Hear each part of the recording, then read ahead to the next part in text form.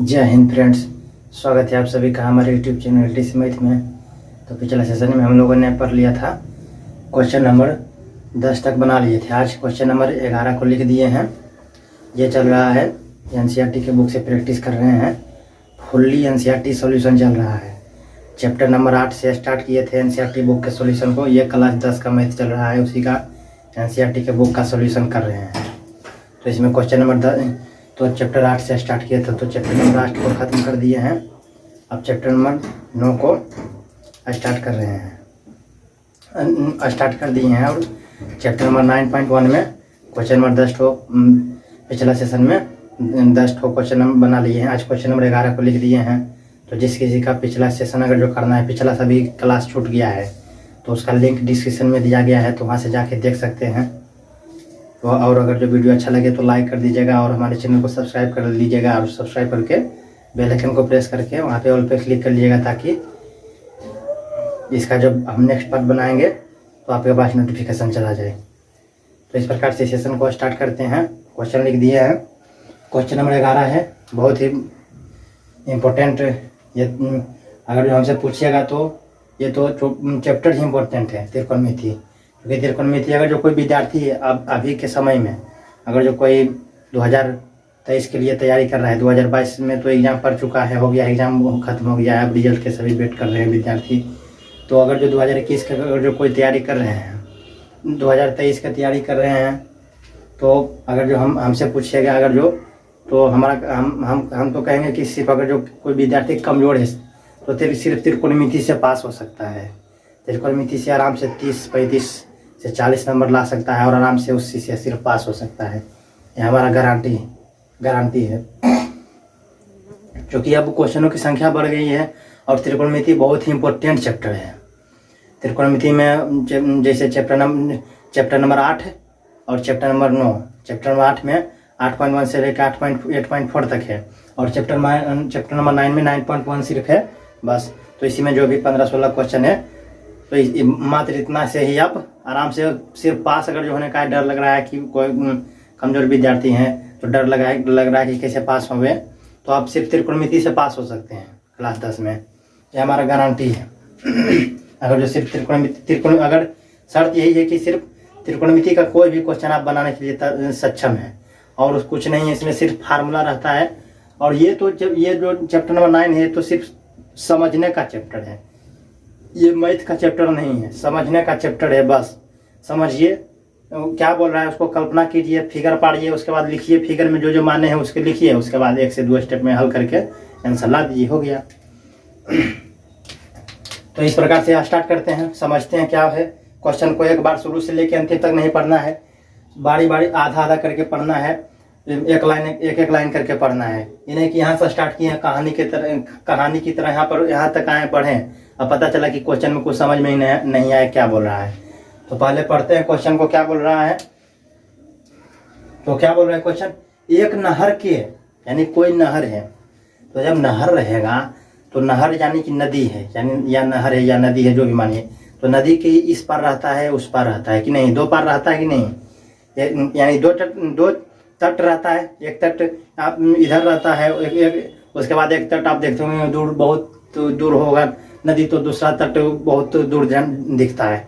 तो एक तट इधर हुआ, उसके बाद दूसरा तट नदी का उस पार रहता है, तो 2 तट होता है कि नहीं नदी में। तो वही बोल रहा है कि एक नहर या नदी, तो एक नहर के एक तट यानी पहला तट, 2 तट रहता है नदी में, एक तट इस पार जो आप इस पार रहेंगे, और उसके बाद एक तो नौका से आप लोग कभी पार करते होंगे कहीं, तो आप लोग पुल पार करते होंगे, तो इधर से उधर किनारा कहीं पर जाते होंगे, तो नदी पार करके पुल पार के इधर एक तट पर बैठते होंगे, उसके बाद पुल पार करके दूसरा नदी पार करके दूसरा तट पर पहुंच जाते होंगे। तो यानी कि 2 तट, तो बोल रहा है एक तट पर यानी पहला तट पर एक टीवी टावर ऊर्ध्वाधरता खड़ा है, यानी कि ये नदी है, यानी नदी है तो नदी का 2 तट है, एक तट इधर रहेगा, एक तट इधर रहेगा। तो एक तट पर क्या है,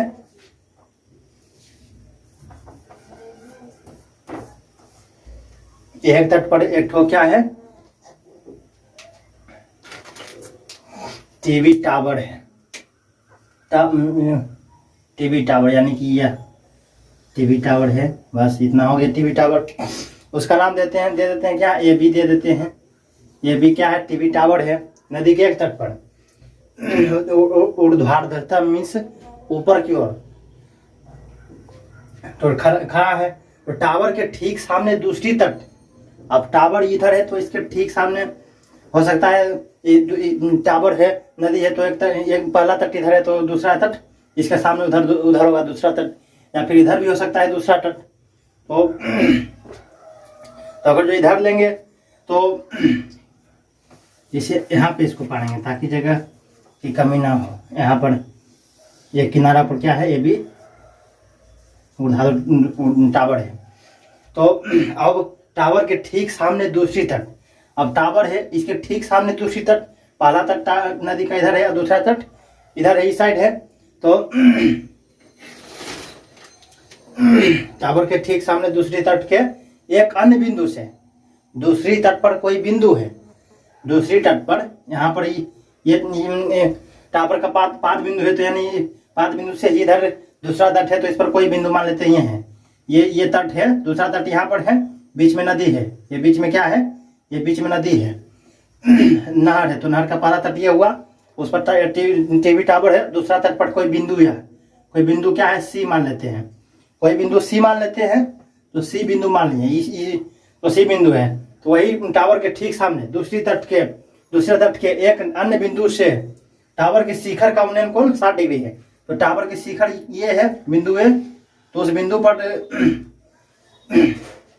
यानी कि टावर के शिखर का उन्नयन कोण कितना है, 60 डिग्री है।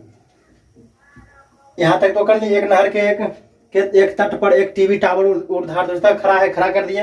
अब टावर के ठीक सामने दूसरे तट के एक अन्य बिंदु, दूसरा तट, यह पहला तट है, इधर दूसरा तट है, दूसरा तट पर कोई अन्य बिंदु क्या है, सी है।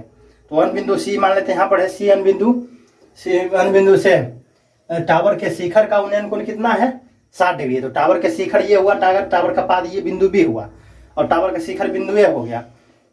तो कुछ शिखर का कोण कितना है, उन्नयन कोण 60 डिग्री है। इसी तट पर, अब इसी तट पर यानी कि दूसरा तट पर, ये पहला तट हुआ, ये दूसरा तट हुआ, बिंदु सी। तो इसी तट पर यानी बिंदु सी पर, यानी दूसरा तट पर, पहला तट पर तो टीवी टावर यानी दूसरे तट पर, यानी कि इसी तट पर इस बिंदु से, यानी इस बिंदु में से बिंदु सी से, इस बिंदु में से यही कि बिंदु सी से, इस बिंदु से 20 मीटर दूर, यानी कि 20 मीटर दूर, इस बिंदु से 20 मीटर दूर इधर होगा, 20 मीटर दूर मान लेते हैं। ये बस इतना है, 20 मीटर दूरी, यहाँ से यहाँ तक की कितनी दूरी है,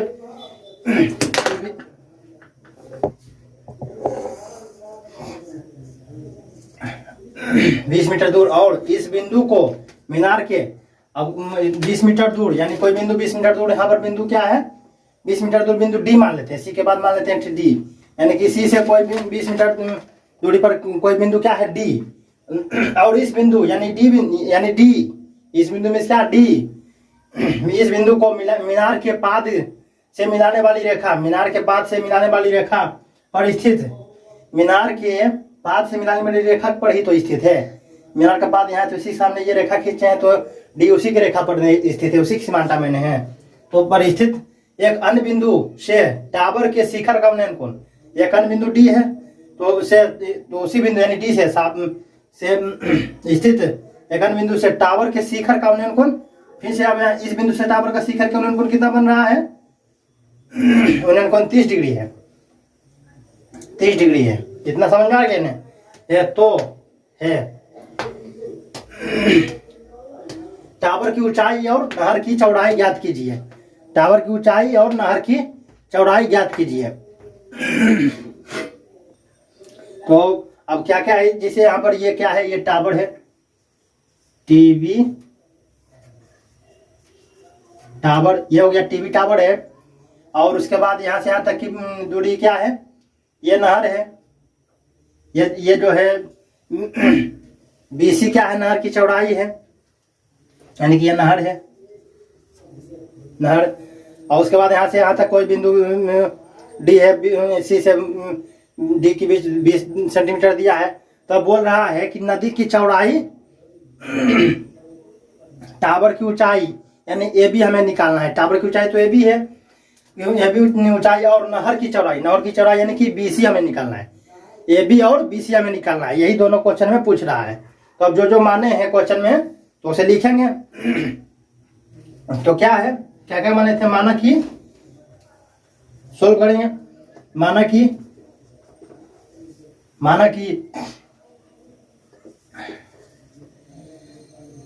ए बी एक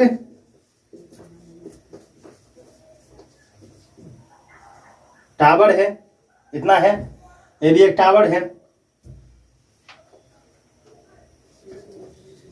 तथा नहर के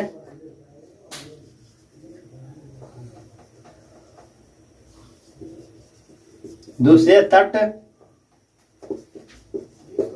पर कोई बिंदु सी है जहां पर टावर के शिखर का उन्नयन कोण कितना है, 60 डिग्री है।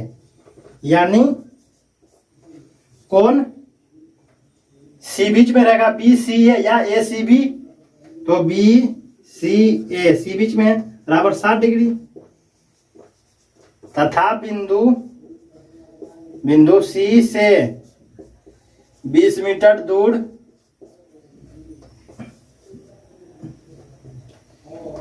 एक और बिंदु है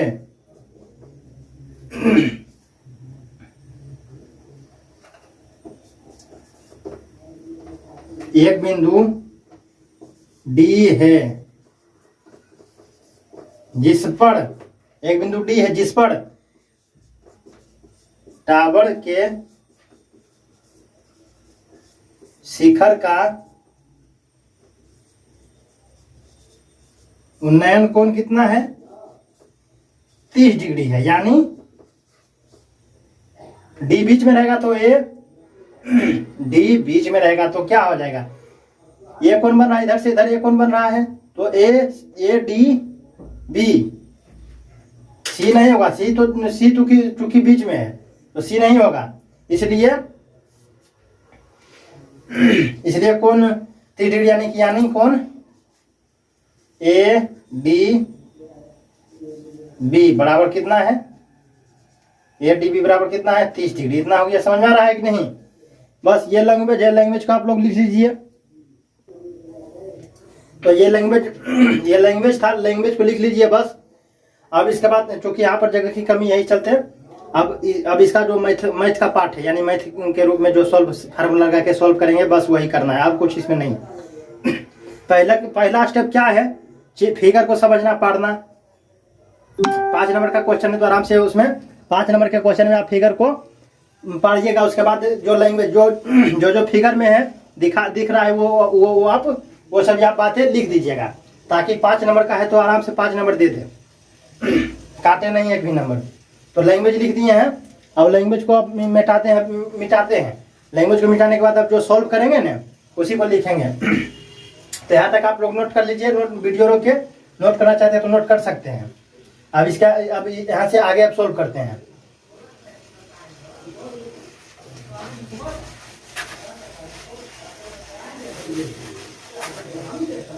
अब यहाँ पर सॉल्व करते हैं तो क्या बोल रहा है, तो अब हमें क्या करना है, हमें निकालना है क्या, ए बी यानी टावर की ऊंचाई, या दूसरा क्या है, नहर की चौड़ाई यानी बी सी। तो ए बी हमें निकालना है, यानी कि क्या, ए बी निकालने के लिए हमें पता रहना चाहिए, बी सी पता रहेगा तभी निकाल सकते हैं। बी सी पता रहेगा तभी ना हो जाएगा। ये त्रिभुज, छोटा सा त्रिभुज में बी सी ए में चलेंगे, तो टेन थीटा बराबर लगा देंगे, तो लंब आधार है और थीटा है तो लंब निकाल लेंगे। लेकिन ना इसमें टाप यानी कि लंब दिया है ना आधार दिया है, तो कैसे निकलेगा अगर जो, और उसके बाद नहर की चौड़ाई निकालने का रहेगा, तो पहले हमें क्या निकालना पड़ेगा, टावर की ऊंचाई। तो लंब निकलेगा तभी ना, फिर लंब निकलेगा, थीटा रहेगा तो लंब और कोण रहेगा तो हम आधार निकाल देंगे। तो पहले क्या करना है, पहले छोटा सा त्रिभुज में, पहले हम ये छोटा सा त्रिभुज में हम चलते हैं। तो क्या करेंगे, अब त्रिभुज छोटा सा त्रिभुज कौन सा, छोटा त्रिभुज कौन सा है, बी सी ए या ए बी सी में, त्रिभुज ए बी सी में, त्रिभुज ए बी सी में, ए बी सी में क्या, ए बी सी में क्या लगाएंगे, टेन थीटा लगाएंगे। टेन थीटा बराबर क्या हो जाएगा, लंब बटे आधार। तो लंब बटे आधार यानी कि लंब बटे आधार बराबर क्या होता है, तो टेन थीटा बराबर कितना है, 60 डिग्री है। छोटा त्रिभुज में है 60 डिग्री है, थीटा बराबर यानी 60 डिग्री है, तो 60 डिग्री रखेंगे। उसके बाद लंब क्या है, लंब है ए बी, यानी दिए गए कोण के सामने भुजा क्या कहलाती है, लंब, और दिए गए कोण के संलग्न भुजा यानी सटा हुआ भुजा क्या कहलाती है, आधार। तो लंब बटे आधार यानी कि ए बी बटे बी सी, यही होगा। अब टेन 60 डिग्री का मान कितना होता है, √3 होता है। उसके बाद ए बी बटे बी सी, समझ में आ रहा है कि नहीं। तो ए बी बराबर क्या हो जाएगा, बी सी को बराबर भागा में तो बराबर के उधर लेके जाएंगे तो गुणाम हो जाएगा। तो हो जाएगा ए बी बराबर, इधर रख ए बी बराबर बी सी गुने √3, तो √3 बी सी या √3 बी सी हो गया, समीकरण फर्स्ट हो गया। ए बी बराबर क्या हो गया, √3 बी सी, यह आ गया समीकरण फर्स्ट। हम इसे मान लेते हैं ए बी बराबर बी सी को उधर लेके जाएंगे गुना में, तो ए बी बराबर क्या हो जाएगा, √3 बी सी हो गया। इतना समझ में आ रहा है ना। अब हम क्या करेंगे, तथा अब त्रिभुज किस में चलेंगे, बड़ा त्रिभुज में चलेंगे। तो त्रिभुज ए बी डी में, ए बी डी यानी बड़ा त्रिभुज ए बी डी बन रहा है। तो ए बी डी में टेन थीटा बराबर क्या हो जाएगा, टेन थीटा बराबर लंब बटे आधार होता है, टेन, और थीटा बराबर क्या है, 30 है, तो 30 रखेंगे, टेन 30 डिग्री। और लंब कितना है, लंब तो वही है, ए बी है, लंब दिए गए कोण के सामने भुजा क्या कहलाती है, लंब, दिए गए कोण के संलग्न भुजा नहीं सटा भुजा आधार कहलाती है। तो आधार क्या है, बी सी है। लंब क्या है, ए बी, लंब तो वही है जो त्रिभुज छोटा त्रिभुज का था, वही भी बड़ा त्रिभुज का लंब होगा ए बी। तो ए बी यानी कि लंब यानी कि ए बी, तो ए बी हो जाएगा। अब उसके बाद आधार क्या है, आधार क्या होगा, डी बी या बी डी होगा। समझ में आ रहा है कि नहीं। बी से डी यानी बी डी आधार है। अब टेन 30 डिग्री का मान कितना होता है, 1 बटे √3। ए बी तो वही रहेगा ए बी। अब ए डी को हम दो भाग में बांट सकते हैं कि नहीं, ए डी है तो ए डी में डी से सी की कितना दिया है, 20 मीटर है। डी से सी दिया है 20 मीटर, और बी से सी हमें नहीं है, नहर की चौड़ाई पता करना है। और आधार क्या है, बी डी है, तो बी डी को हम D C plus C B नहीं लिख सकते हैं, या बी सी प्लस या फिर B C plus C D नहीं कर सकते हैं। बी डी है, मान लेते हैं कि बी डी बराबर क्या है, 100 है, मान लेते हैं 100 है। तो 100 को हम दो भाग में बांट सकते हैं कि नहीं, 50 प्लस 50, 60 प्लस 40 कर सकते हैं, 60 प्लस 40 भी 100 हो सकता है, 80 प्लस 20 100 हो सकता है। दो भाग में हम बांट सकते हैं कि नहीं, 99 प्लस 1 100। तो 100 है, यहाँ से यहाँ है 100 है, तो उसे हम दो भाग में बांट सकते हैं, 3 भी भाग में बांट सकते हैं, 4 भी भाग में बांट सकते हैं कि नहीं। तो हम इसे 2 भाग में बांट सकते हैं कि नहीं। यहाँ पर क्या है, बी डी है, तो बी डी को हम 2 भाग में बांट सकते हैं कि नहीं। तो बी डी को है तो D C plus B C करेंगे तो डी बराबर डी भी नहीं होगा, बी डी बराबर B C plus C D, D B बराबर B C plus C D नहीं कर सकते हैं। तो डी बी या क्या है, बी डी तो बी डी बराबर क्या कर सकते हैं, B C plus C D, B C plus C D हो जाएगा। तो हम इसे लिख सकते हैं डी बी बराबर B C plus C D कर सकते हैं कि नहीं। अब सी डी कितना दिया है, 20 मीटर है, सी डी 20 मीटर है, तो 1 बटे √3 बराबर 1 बटे √3, तो ए बी है तो ए बी रहेगा। अब बी सी कितना दिया है, 20 में बी सी नहीं दिया है, बी सी हमें निकालना है, तो बी सी वही है। और सी डी कितना है, 20 मीटर दिया है सी डी। इतना समझ में आ रहा है कि नहीं। अब आगे सोल्व करते हैं। तो अब हमें ए बी को चूंकि यहाँ पर ए बी है तो ए बी को हम अकेले करेंगे, ए बी को अकेले करेंगे तो ए बी के भागम क्या है 20 + 20, तो 20 + 20 को हम क्या करेंगे उधर लेके जाएंगे, भागा में तो बराबर के उधर लेके जाएंगे तो गुणा में हो जाएगा, तो 1 × 20 + 20 हो जाएगा, यानी 1 × 20 + 20 तो 20 + 20 हो जाएगा, तो बराबर क्या हो जाएगा 20 1 × 20 यानी कि 20 + 20/√3 बराबर क्या हो जाएगा ए बी हो जाएगा कि नहीं, ए बी अकेला हो जाएगा, गुना भागा में तो बराबर उधर गुना हो जाएगा, तो एक ही गुना में रहेगा तो वही हो जाएगा 20 + 20 हो जाएगा, तो अब इतना हो गया, यानी इसलिए अब इसे सजा के लिख देते हैं ए बी बराबर इधर कर देते हैं, उसके बाद 20 + 20/√3 इतना हो गया, समझ में आ रहा है कि नहीं। अब इसे मान लेते हैं समीकरण 2।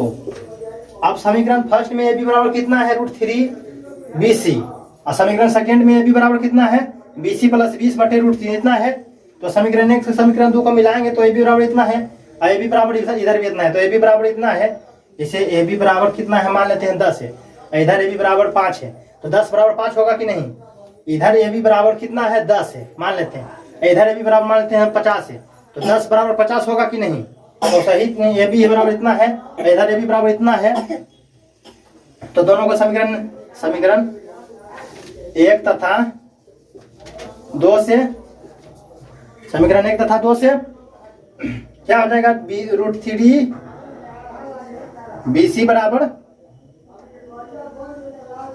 20 + 20/√3 20 + 20/√3 इतना हो जाएगा।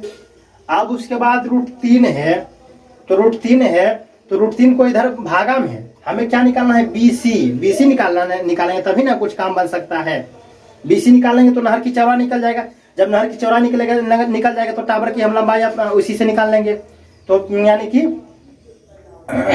√3 भागा में, तो भागा में बराबर को उधर ले जाएंगे तो गुना में, तो √3 × √3 हो जाएगा, तो √3 × √3 तो 3 हो जाएगा, और इंटू BC तो 3 BC हो जाएगा, यानी कि √3 × √3 BC बराबर क्या हो जाएगा 20 + 20 इतना समझ में आ रहा है कि नहीं, 20 + 20 हो जाएगा, उसके बाद √3 × √3 तो रूट खत्म हो जाएगा, तो सिर्फ 3 बचेगा, तो 3 BC बराबर क्या हो जाएगा 20 + 20 3 BC बराबर 20 + 20 हो जाएगा, इतना समझ में आएगा कि नहीं, यहाँ तक समझ में आ गया। अब यहाँ से आगे लिखते हैं अगर जो, तो 3 BC बराबर 20 + 20 इतना है, 3 BC बराबर 20 + 20, 3 BC बराबर 20 + 20, अब 3 BC इधर है, 1 BC नहीं कुछ है तो एक यहाँ पर एक छिपा हुआ है, तो 1 BC इधर है, अब 20 उसके साथ 20 है, तो सेम जाति को एक तरफ करेंगे कि नहीं, तो BC को इधर लेके आएंगे तो प्लस में, तो बराबर इधर लाएंगे तो माइनस में हो जाएगा, तो 3 BC माइनस प्लस में है तो इधर हो जाएगा माइनस में, 3 BC - BC बराबर क्या हो जाएगा 20, अब 3 BC में से 1 BC जाएगा तो 2 BC हो जाएगा, बचेगा कि नहीं, नहीं कुछ है तो 1 है, तो 3 BC में से 1 BC चला जाएगा तो 2 BC बचेगा, तो 2 BC बराबर 20, अब BC बराबर क्या हो जाएगा 2 को गुना में, तो बराबर को उधर लेके जाएंगे तो भागा में हो जाएगा, तो 20/2 यानी कि 10, इसलिए BC बराबर कितना 10 मीटर जो भी मात्रक है मीटर मान लेते हैं, मीटर क्या है मात्रक क्या है मीटर है, या सेंटीमीटर भी मान सकते हैं, जो भी है, तो BC यानी कि 10 मीटर है, BC बराबर कितना है 10 मीटर है, तो यानी कि BC यानी 10 आ गया, यानी कि नहर की चौड़ाई कितना आ गया, नहर की चौड़ाई हमें पता चल गया। अब क्या निकालना है टावर की ऊंचाई, तो टावर की ऊंचाई निकालना है, तो टावर की ऊंचाई क्या है, टावर की ऊंचाई था ए बी था, और ए बी बराबर कितना है √3 × BC,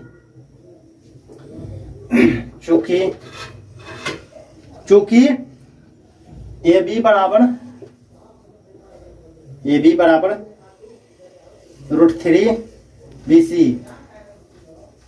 है, समीकरण फर्स्ट से ए बी बराबर कितना है √3 BC, तो BC का मान तो हमें निकल गया, तो इसलिए ए बी बराबर √3 × 10, BC बराबर कितना है 10 √10, तो इसलिए बराबर ए बी बराबर कितना है 10 √3 मीटर, यानी कि ये निकल गया 10 √3 मीटर, 10√3 मीटर, ये आ गया 10 मीटर। समझ में आया नहीं?